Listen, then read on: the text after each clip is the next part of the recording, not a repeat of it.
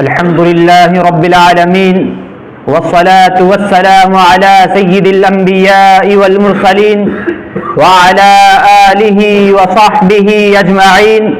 أما بعد، فقد قال الله تبارك وتعالى في القرآن المجيد والفرقان الحميد: إن الصلاة تنهى عن الفحشاء والمنكر. صدق الله العظيم. وقال نبينا وسيدنا صلى الله عليه وسلم: أول ما يحاسب به العبد يوم القيامة الصلاة، وإن صلحت صلح سائر عمله، وإن فسدت فسد سائر عمله، أو كما قال عليه الصلاة والسلام. أيها الإخوة المسلمون، الآن أقدم أمامكم الخطبة حول الموضوع الصلاة. إن الله تبارك وتعالى خلقنا الإنسان، وخلق الله تبارك وتعالى الإنسان 4 أشياء، ومنها النار، وصفة النار هي كبر، فأراد الله تبارك وتعالى أن يبعد عنا هذه الصفة، ففرض علينا الصلاة. الصلاة هي ركن أساسي، والصلاة هو ركن الإسلام وعموده، كما قال نبينا وسيدنا صلى الله عليه وسلم: رأس الأمر الإسلام وعموده هو الصلاة.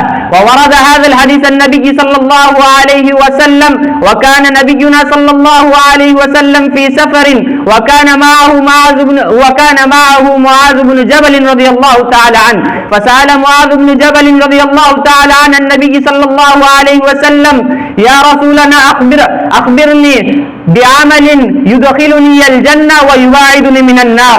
فقال نبينا وسيدنا صلى الله عليه وسلم: لقد سألتني عن عظيم، إنه يسر على من يسره الله تبارك وتعالى.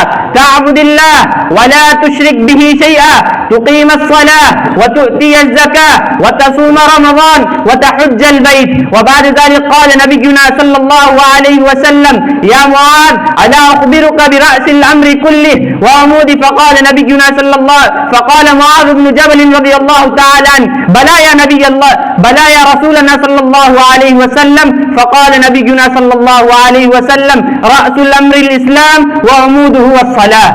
أيها الإخوة الأفاضل، الصلاة، إن الله تبارك وتعالى يحاسبنا يوم القيامة أعمالا كثيرة، والعمل الذي يحاسبنا الله تبارك وتعالى أولا وهو الصلاة. وإن كان صلاتنا صحيحة فيكون كل عملنا صحيحا، وإن كان في صلاتنا فساد فيكون في كل عملنا فساد، كما قال نبينا صلى الله عليه وسلم: أول ما يحاسب به العبد يوم القيامة الصلاة، وإن صلحت صلح سائر عمله، وإن فسدت فسد سائر عمله. وآخرا ندعو الله تبارك وتعالى أن يوفق لنا أن نصلي الصلاة بتعديل الأركان.